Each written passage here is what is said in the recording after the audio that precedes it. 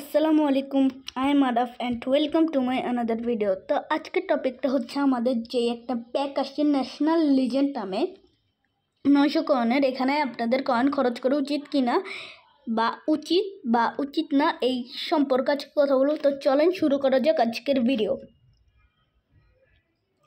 তো আজকে এই প্যাকটাতে আমি রিভিউ দেবো এটা কয়েন খরচ করা উচিত কি উচিত না।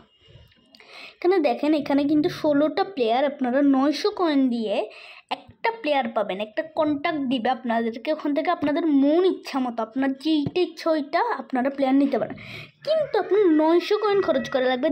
আচ্ছা, এই কার্ডগুলো দেখেন কিন্তু অনেক ফালতু কার্ড এগুলা। দেখেন আপনারা যদি দেখেন 1-2টা হইতে পারে মোটামুটি একটু ভালো আছে।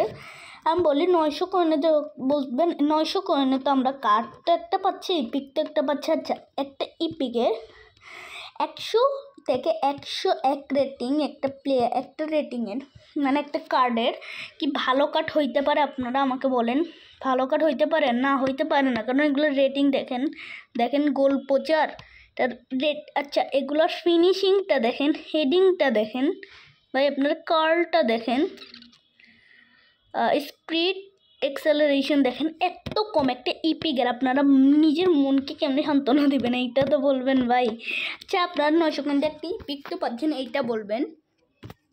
আমরা এই বক্সে 900 কয়েন স্পিন মারলে তো একটা ইপিক পাবো, এটার গ্যারান্টি কিন্তু না। এখানে কিন্তু গ্যারান্টি আছে যে আমরা পাবো, কিন্তু এই কার্ডগুলো সর্বোচ্চ রেটিং 100 থেকে 101 যাবে। এগুলোর কিন্তু স্ট্যাক্স এত ভালো আসবে না যে আপনারা নিতে পারেন। আমি বলবো যাদের ইচ্ছা মানে নেওয়া, তাহলে তারা নিয়েন না, কারণ আমি বারবার করে বলবো আপনারা কয়েন জমান। 900 কয়েন তো খরচ না করে এটা জমান।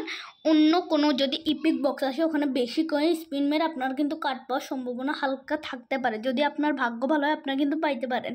যদি নাও পান আপনার মনকে সান্ত্বনা দিতে পারবেন যে আমি একটা ভালো বক্সে স্পিন মারছি। এগুলো সব খারাপ কার্ড ভাই, সব খারাপ কার্ড। হইতে পারে 1-2টা ভালো, এই 1-2টার জন্য আপনারা স্পিন মারবেন এটা বলেন। এখন আসি, এখানে 2টা ব্রিজ কালার আছে। এই কার্ডটা সিএফের এই যে ব্রিজ কালার আছে 2 নম্বর প্লেয়ার স্কিলে, আর একটা হচ্ছে এই যে লেফট উইং প্রলিফিক উইঙ্গার, এই যে ব্রিজ কালার আছে এখানে। তো বলবেন ব্রিজ কালারের জন্য অন্তত নেই কয়েন, তো যাবে ব্রিজ কালারের জন্য অন্তত নেই। আচ্ছা বলি, আপনাদের কাছে হয়তো কোনো ব্রিজ কালার নেই, আমার মতো কোনো ব্রিজ কালার নাই।